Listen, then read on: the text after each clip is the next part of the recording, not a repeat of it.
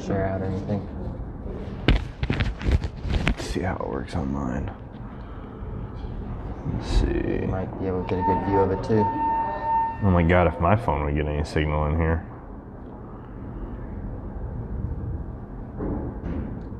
Just got the notification. I didn't get anything. I also have 0 bars sitting right here as well. 0? I have nothing. Dude, it just dropped my 4G off and just put a little X next to it. Like I have no cell phone service. Wow. And those of you watching, let us know what the connection's looking like. This is the second time we're trying this, so. I can see myself. It just dropped my 4G off and just put a little... There we go. Melanie is watching, I see that much. All right, so how... All good so far is what I'm hearing. Okay. Yep. I'm writing post right now. All right. We'll give it just another moment here to get a few more people in, and then we're going to get started.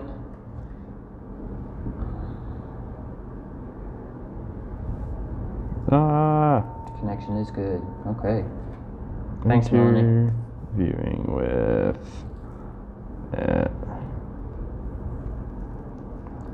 it's not going to let me. Is it LF? ROLF, yeah. Okay. See, I said Ralph once and now it screwed me up. All right. There you go. I shared it and now there's like 10 people watching. So. All right. Well, now that I've shared it, there'll probably only be 4. So. No comment. All right, you all. Rolf here again with the Louisville ProActivist report. This is the second attempt we've had at this interview, so hopefully the Wi-Fi will hold up for us. We've got a Wi-Fi password now and a better location, so fingers crossed we can do this here. So this non-election season, election season here, we have an open seat for Metro Council District 25. My guest today is going for that spot. Welcome to the show, Andrew Peckat. Thank you for having me. Absolutely. Again, twice in one night. Right. So we're just going to kind of start from scratch here, like the first one never happened. It just was a figment of everyone's imagination. That's right. So as I was saying before, I definitely focus on policy and legislation, but we do want, to get to know our legislators a little bit. So go ahead and tell people a little bit about yourself, your background, and how you came to run for this or to vie for this spot. Yeah, I know, right? You break the habit of saying run for the spot. Right. Okay, so for anybody that's watching this and hasn't either met me on the street or through other means, you probably most likely know me or know of me as Kentucky Drone Guy or the Drone Guy. So through any of the movement actions or protests or any of the community service things that have been going on around the West End and downtown, any of the drone footage has been mine. Primarily what everybody's going to know is the yellow, they tried to bury me, but they didn't know I was a seed, Brianna Taylor banner that was hanging on 2nd Street Bridge on June 30th. So I took that picture. And so that's me, if you're wondering how the hell I got onto a ProActivist report. So I moved to Louisville 4.5 years ago. I was homeless before that, living in Gary, Indiana, in the west side of Chicago. I came down here.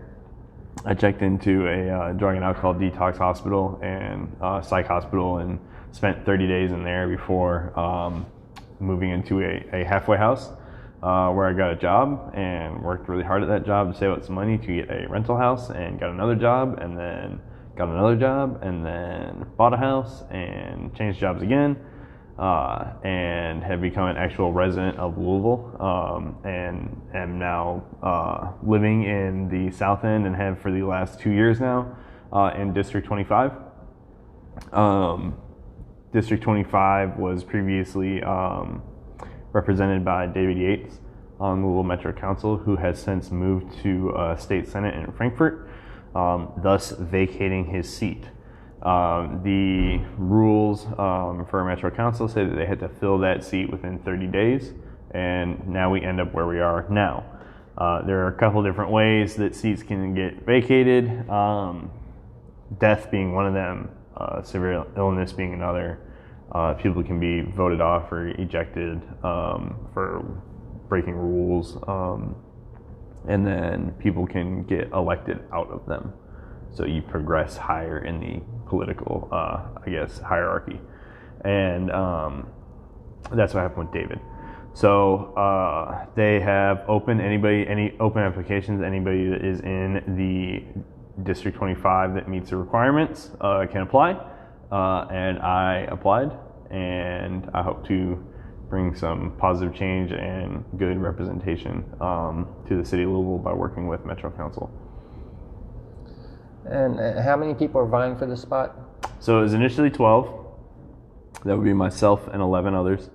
But 3 were disqualified due to residency issues, I believe. I can't imagine that they were under the age of 18, but you never know. That's there's 3 requirements. You must have lived in your district for 1 year, you must be of legal age, and you must be a registered voter. So I am all 3 of those. And so 3 of them were eliminated, so now it's myself and 8 others. So we are all competing for the spot, I guess. Competing for the job. So talk about that competition. It basically comes down to an interview, right? Right. That you have coming up. So talk about that a little bit.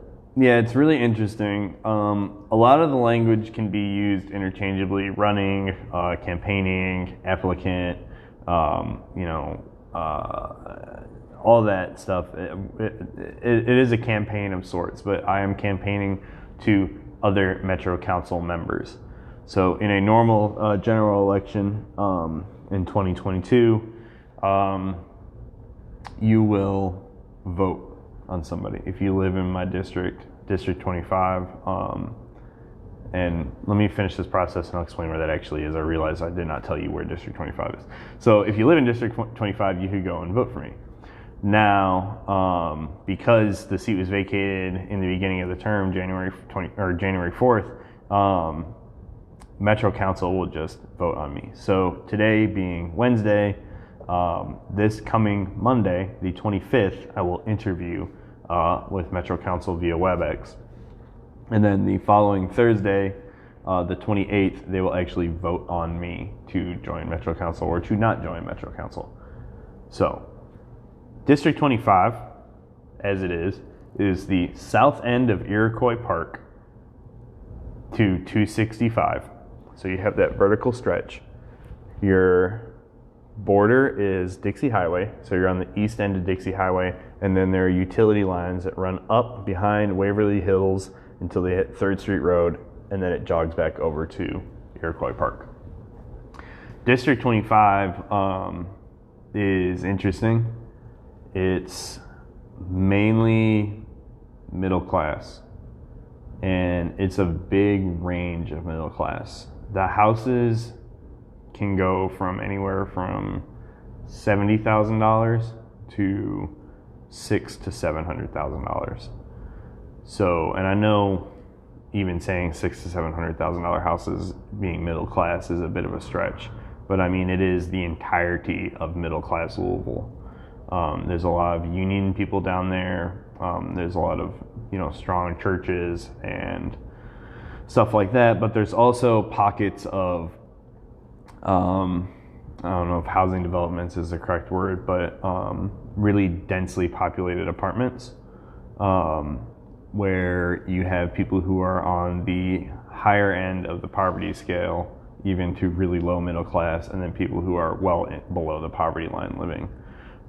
There's pockets in your mind that are Section 8 housing complexes, and those are where we see the people that need like the most advocacy in District 25. We have quite a few evictions and even more filed evictions in those housing complexes, with several more sprinkled in and around, but those all appeared to be rental houses. But a majority of the evictions and housing issues are occurring in these apartment complexes, which fall in the lower half of the middle class and at the poverty line. So, and what sparked all the stuff this summer, Brianna Taylor was murdered in District 25. So, which also compelled me to run for this because I did directly confront David Yates about this, and he would not offer any comments on it, particularly when it came to holding LMPD accountable, specifically holding the big four names like Cosgrove, Hankinson, Mattingly, and Janes, for holding them accountable. Would not comment on that. And in all full transparency, he did put together a panel of law students, and I think there was actually a judge on there too that discussed the merits of the actions of that night. But as far as I can tell publicly, that's the extent of his involvement. So. And let's just stick on that for just a second, because my viewers know I've covered a ton of the protests, the rallies, interviewed a whole section of activists that work in there. So Sure. So when you first heard about what happened to Brianna Taylor, talk about how that affected you and just your thought process. It didn't, because I was actually at my doctor's office on March 13th getting pseudo-diagnosed with COVID. And there wasn't a test. I just knew that I couldn't breathe and that I felt sick in a way that I hadn't felt sick before. She told me to quarantine for the next 5 days. I spent monitoring my temperature and stuff like that, right? So the small blips and blurbs that were in the news went unnoticed by me because I was sick in that moment. However, in the following months, continued to see this pop up on Facebook, on a couple things on Reddit here and there, and there was nothing available in the beginning. I couldn't find much other than LMPD raided Miss Taylor's apartment and in the process murdered her. That Kenny Walker was arrested and then released, and then I think about a month after I kind of became exposed and begin to read into this, the protest started. So. And then what made you come down there and bring the drone? Ooh boy. So I was, so I live in the South End, man, so we're insulated from all that, right? Mm-hmm. None of that stuff affects us in the South End. It is a central city thing. And you see a lot of that language and rhetoric about downtown being a war zone in our communities down there. So I had also watched some of the other live streamers and watched the riot lines from KSP and the National Guard come in and this and that, and I had no interest in being beaten by the cops or arrested again. Like I said, I came down here and went into a drug and alcohol hospital. I've been arrested before. I've had a lot of run-ins with the cops. I had no interest in doing that. So the drone, which I bought as a hobby, was the first thing I thought of. And I was like, man, there's 3,000 people down there that are protesting for justice, and I bet that downtown looks absolutely amazing. So I went on top of a parking garage and flew my drone and got to the point where, for anybody that doesn't know anything about drones, it has 2 infrared cameras on the front that act as obstacle sensors that prevent you from just flying this thing into a wall, essentially. As it loses light, they have trouble seeing, and your drone will randomly think it's flying into something. So as the sun set at 9:15, that began to happen, and I landed, and as I was leaving downtown, I could hear the flashbangs going off from the police. And I thought it might be pertinent to get more involved. I didn't really know how, and I struggled with that for about a month. So now you might be in a position to make a change here soon. Yeah, so I struggled with it for a month, and then I flew the banner on the 2nd Street Bridge, and then I became real popular real fast. So that was a trip.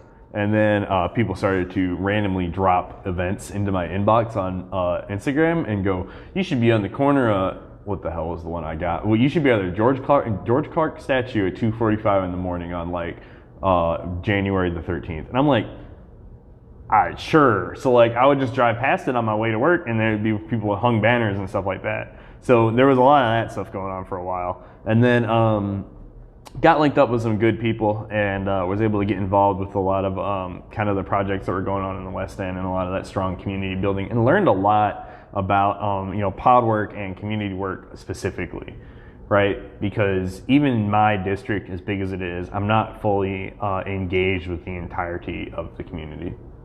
I think it's just impossible for anybody to be, because these areas are so large, and that would be so time consuming. But now, with that said, I'm sure you've probably had people that know you're running and coming to you and saying, hey, we need to work about this, work on that. So what are kind of the issues in your district that people are talking about? There are, so we're gonna the first one that we most obviously have to address is the murder of Brianna Taylor, right? There has to be LMPD accountability. We have to sort out the FOP contract. We need to figure out, while LMPD, the institution, is out of control, is not working towards transparency and healthy working relationships with the community, and that stems from systemic bad leadership. And these are conversations that I've had with other Metro Council members. The people who work there are still members of our community and also need something from us. So that's the big one, right? That's what sparked all the change in the city. Now we're also in the middle of a pandemic. I mentioned that we have the lower middle class and people that are at or below the poverty line. We have people that are being evicted. We have people that are having the utilities cut off. There's great resources in the city. I say great, meaning the city has a lot of money. But to get to those resources, you need a computer, you need old paid stubs, you need valid driver's license, you need all these things. One of the big things I really want to work towards is how can we clean up the bureaucracy and the red tape of that process. We were able to give 2 sad stimulus payments out to all of America. Other countries are able to streamline this and say, I lost my job, I need my rent paid, and then you can get a deposit within 48 hours. We have the ability to do that. However, somewhere along the line, the process has messed up. That's a big one. That's definitely something I don't work on, because that will not only affect my district, but it will affect the city as a whole. So those are the two big ones, right? So are you, with that, Yeah. just to clarify, are you talking about like a type of city issued UBI or what are you saying with that? Jefferson, like Louisville Metro has money. I think it was $140 million or somewhere around there, 144 that they were given, and they have not given out much of that. So if you are a Metro resident and you need rent assistance, you can apply for that. That process is tedious. Sorry, there's like dudes walking by, so I don't like waving past. So that is tedious. There's the also LIHEAP is the utility assistance as well. Yeah. So that requires in itself, just when I went and looked at it, you need to have a disconnect notice, and then you need to have some type of pay, like your last previous pay stub. If you've been on unemployment and you're getting cash or paper checks back in March was the last time you worked, that's a difficult thing to come up with and prove. So, and if you're at the point where you're getting a disconnect notice, this process can take, 2 weeks to work out. You might have your utilities disconnected in the time that it's taking you to get the assistance to keep the utilities on. So, the more minor issues are, the district is hard to navigate. There's parts of the suburbs and kind of the areas where you would like to be able to walk that don't have sidewalks. Economic development is another big thing that needs to happen along Dixie Highway, because a lot of those businesses that sit on Dixie Highway, the small businesses especially, 3 big ones closed in the last 2 years, and that's a result of the length and time of involvement in the Dixie Highway revitalization project, which if anybody lives on Dixie Highway will tell you that it sucked. I would drive 15 minutes out of my way to not sit in traffic for 15 minutes, because psychologically it felt faster because I wasn't sitting there, right? Right. That's done now. But in the time it took to do that, compounded with now the forced closing of businesses, I shouldn't say forced closing of businesses, the precautions taken for COVID, cutting back on in-person foot traffic also harm these businesses. So how can we get assistance for economic development in the South End, and how can we keep the small businesses there open? Because it seems that the only places that are thriving are the big box stores, Walmart and Kroger, stuff like that. Yeah, it's a whole nother discussion for another day right there. Don't get me started. I did not mean this. I did not mean to sound like one of the anti-masker, Andy Bashir haters when I said forced to close. I just need to clarify that. But I mean, they were forced to close because they're in the middle of a pandemic, and we kind of dropped the ball on assisting them. So, just wanted to clear that up. Gotcha. So let's stick with the issues going on, but kind of expand it to the city as a whole, because again, as part of the council, you'll be working with all the districts. So absolutely. So what else do you see going on in the city that needs work? So we have Greg Fisher's really pretty racial equality plan that he came out with, which says that we need to continue to build these minority and marginalized communities up. Continue to build them up implies that we've done anything to start that. Now, my community, your community, and my view on community is not only where you live but where you work.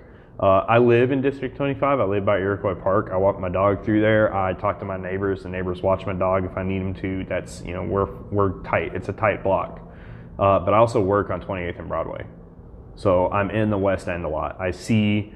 It is a completely different world going to the West End than being in my neighborhood.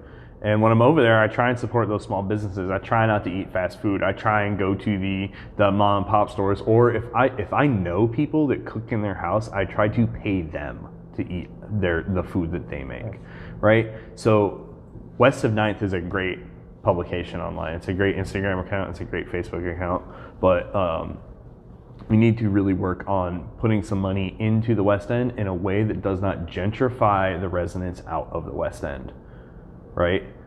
Sean Treese Martin starting Black Market Hay Wyatt was phenomenal. Yeah. Right? How can we get more of that? Clothe the West and Feed the West are out there doing things every 2 or 3 weeks. What can we as Metro Council do to further support that part of the town? Because if my district needs sidewalks, but the West End needs a grocery store, I'm voting for the grocery store. Yeah. I mean, it's as simple as that. That's good to hear. I hope everybody would respond to that. Not all our politicians would agree, but Right. So say they pick you. Oh boy. Yeah, first day in office. What's at the top of your list? What's the number one thing you want to get to work on? Cry in my office. Making connections with the other council members, right? Because it was very easy. Some of them were receptive, sent back emails and said, "Hey, I'm just going to talk to you when you do your interview." And I was like, "All right, cool." Other people I was able to get their cell phone numbers with and to talk to them on the phone. I've had WebEx meetings with some of them. But honestly, building those connections. I know Ja'Cory Arthur, I've messaged a couple times. He follows me on Instagram. I remember when he won for his district, and then he would re-share my pictures. I was just like, oh shit. I was like, Metro Council share my pictures. I thought that was so cool. Right. Because I'm willing to say at least 4 or 5 people that are watching this have sent those automated emails to Metro Council and have never gotten a response back. Really? Right. So I definitely want to work on knowing them better, because we are a team, right? While we may have different priorities for our own districts, the main priority is making Louisville not only a more hospitable and attractive city for the people to bring people in and bring business in. We got to make it livable for the people that are here primarily. So let's get into a few specific issues. Let's kind of start. We do have a growing homeless population here. Every time I'm out, I just see more and more people. I was one of them.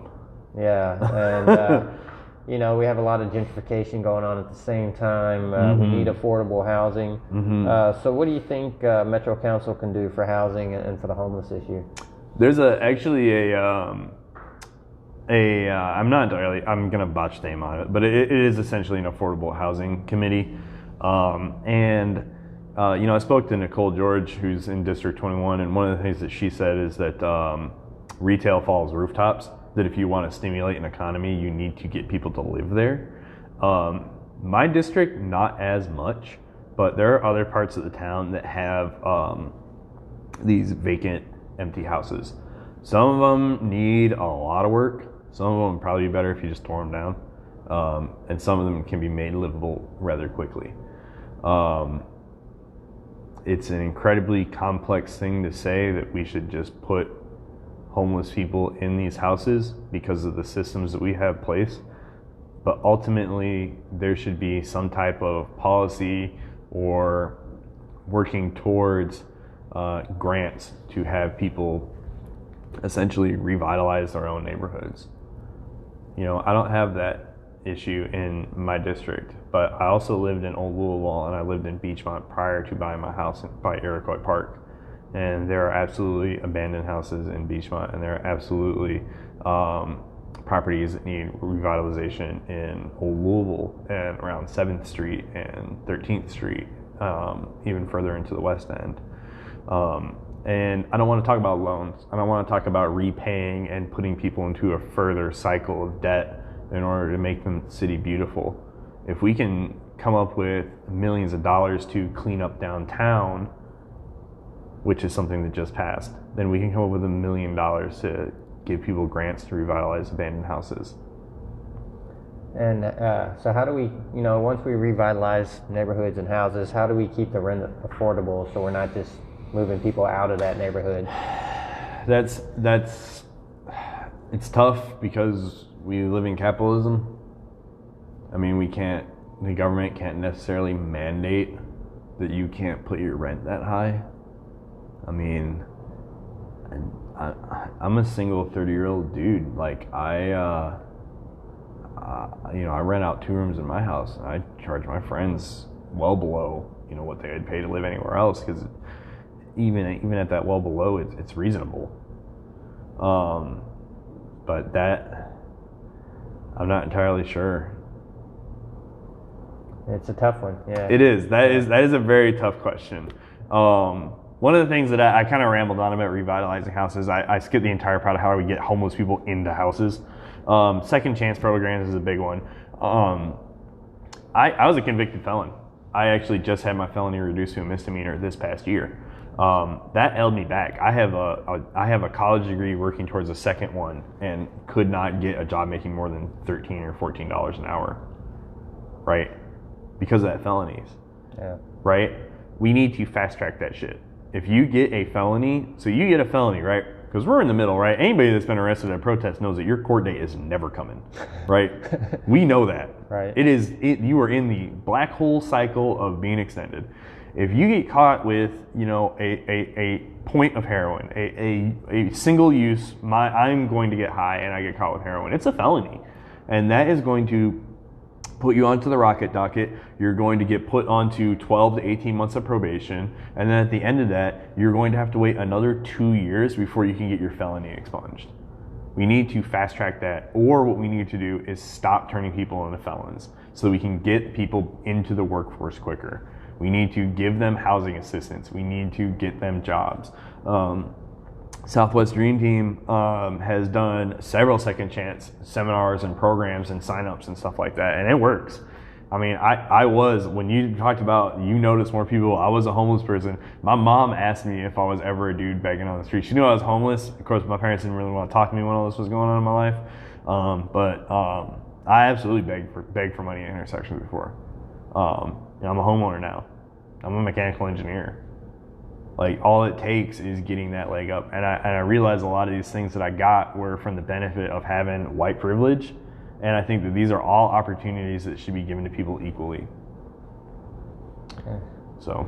And your story is a good success story, regardless of if you... It's the one that everybody wants to hear about a homeless person. Yeah. Nobody wants to hear about how, Jimmy on the corner has been arrested 34 times for, crack in the same, 2-block radius. I mean, what good is that doing?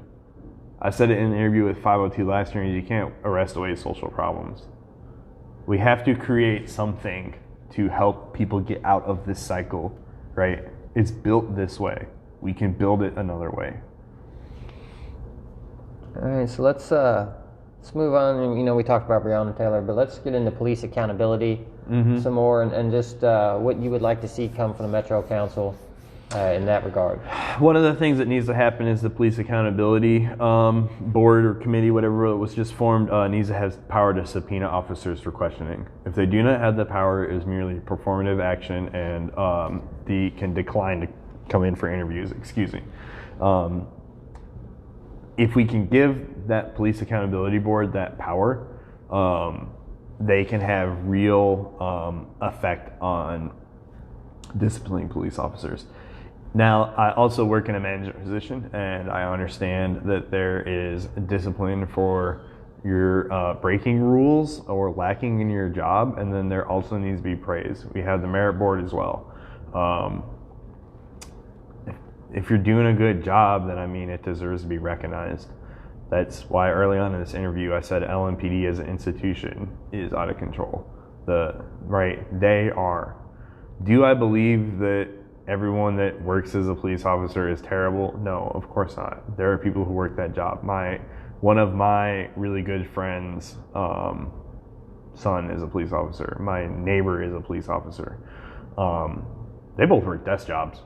But a lot of the tactics that were used to try and control the rioting this summer really harmed the city. It harmed the relationship with the citizens, and it detracted from the actual need of policing in other parts of the city, where we saw record homicides and carjackings.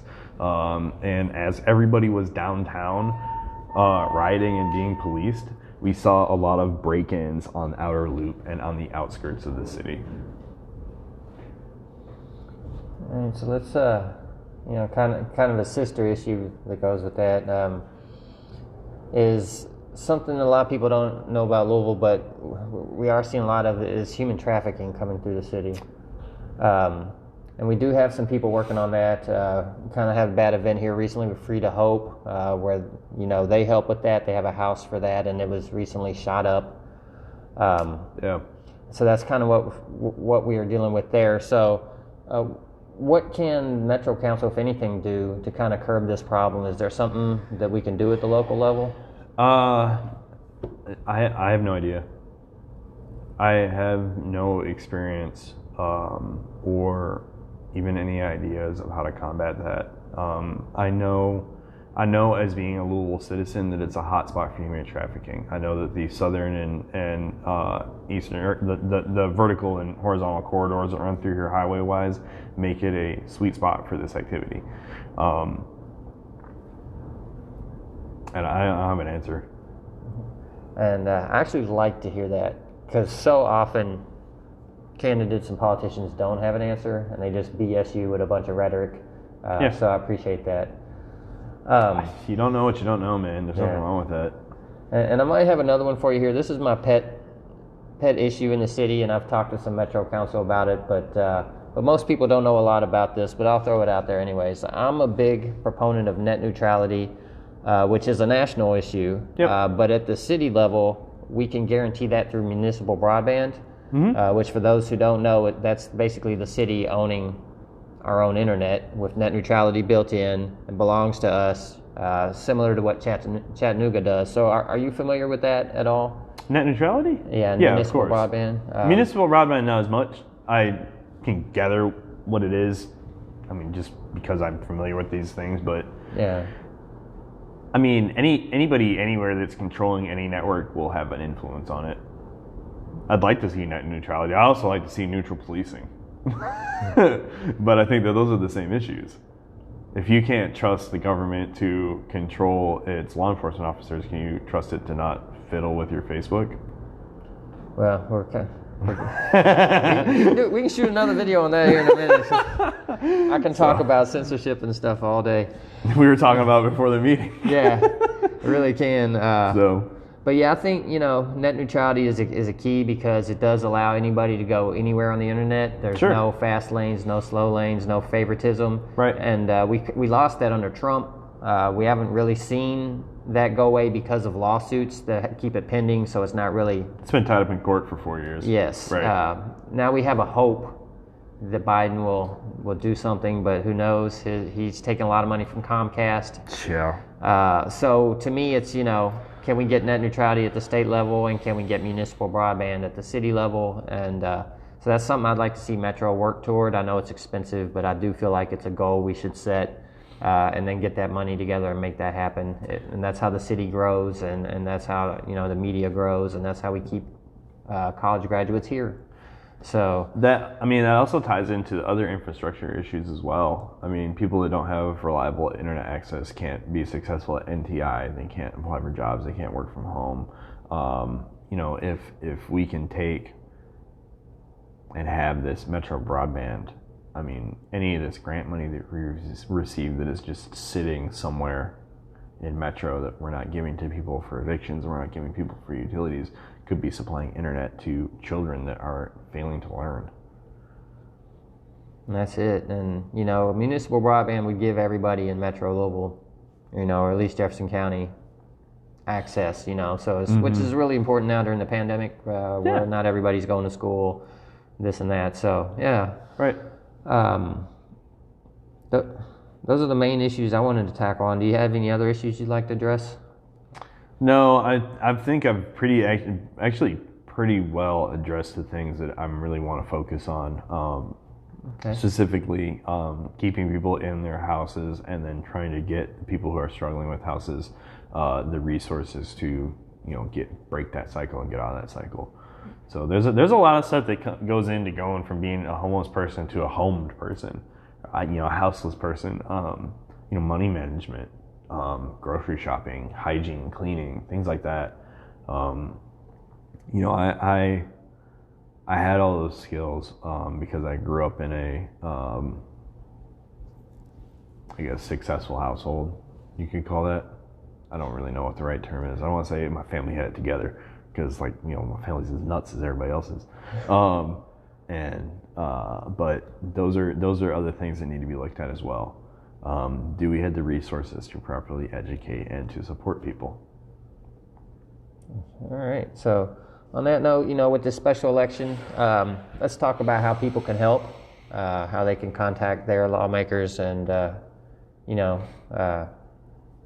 say good things about you, basically. So, talk about that, and then just kind of, once you explain that, just let people know why they should do that for you, and maybe not one of the other candidates.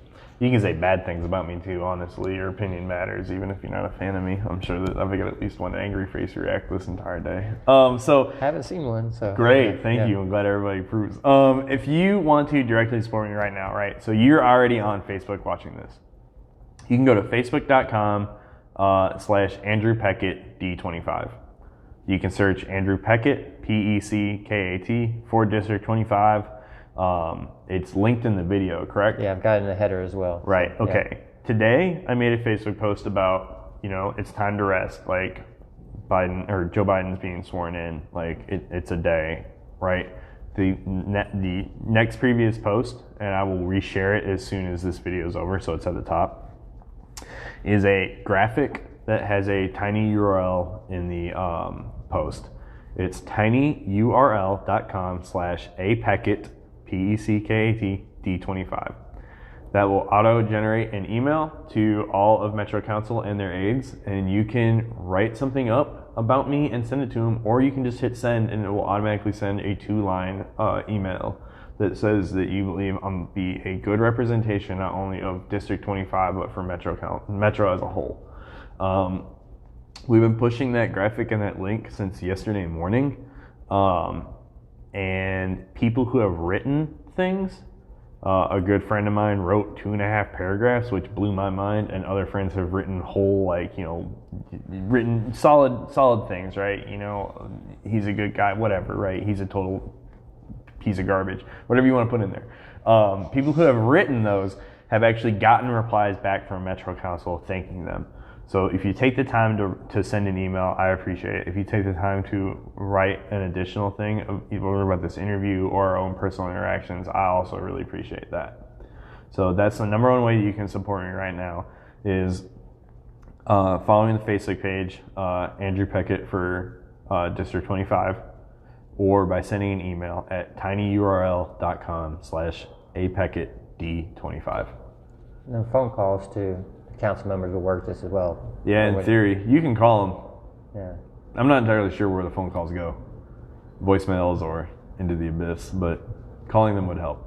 Well, my Metro Council is Brent Ackerson, so he'll be here for me. He's legit. Yeah, I'm a big fan of him.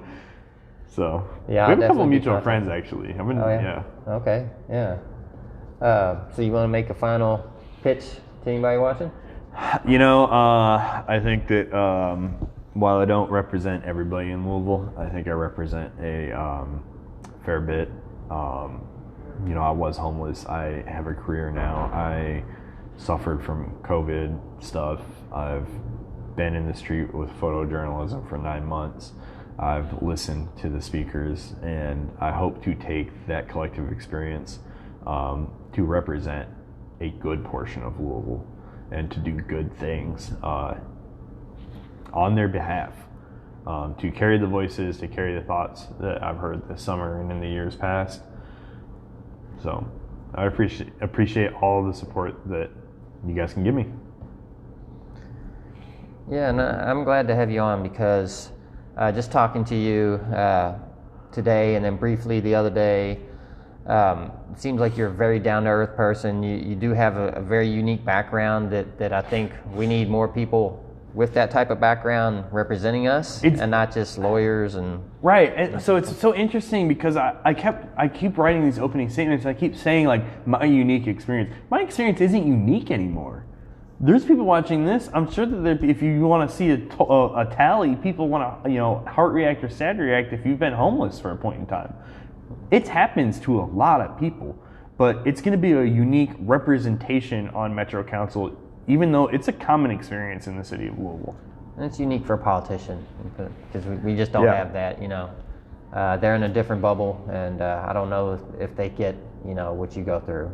So, I like that. I think you would do a great job, and I hope so. and, I'm going to be talking to Brent. I hope other people seeing this, are inspired, like what they hear, and definitely, follow the link, and write that email to your Metro Council, or make that phone call, if you're on speaking terms with your Metro Councilman, put that to work. Yeah, I'd really appreciate that. Yeah. So yeah, we had the one question, it was basically, can we call our Metro Council rep and say we want them to vote him in? I don't see any other questions right now. So on that note, I guess we're going to wrap this up. Great. Thank you all for watching. Share this out, especially if you're in District 25 or you know somebody in District 25. Make sure they see this and, get that out to anybody there, because this could be your new Metro Council member here soon. Thank you all for watching. I do appreciate you. This is local, independent, nonprofit media. So, we're not coming with the big budget, and we're not coming with an agenda. We just do our thing out here and talk to the people out in public. So thanks again. Until next time, always think critically.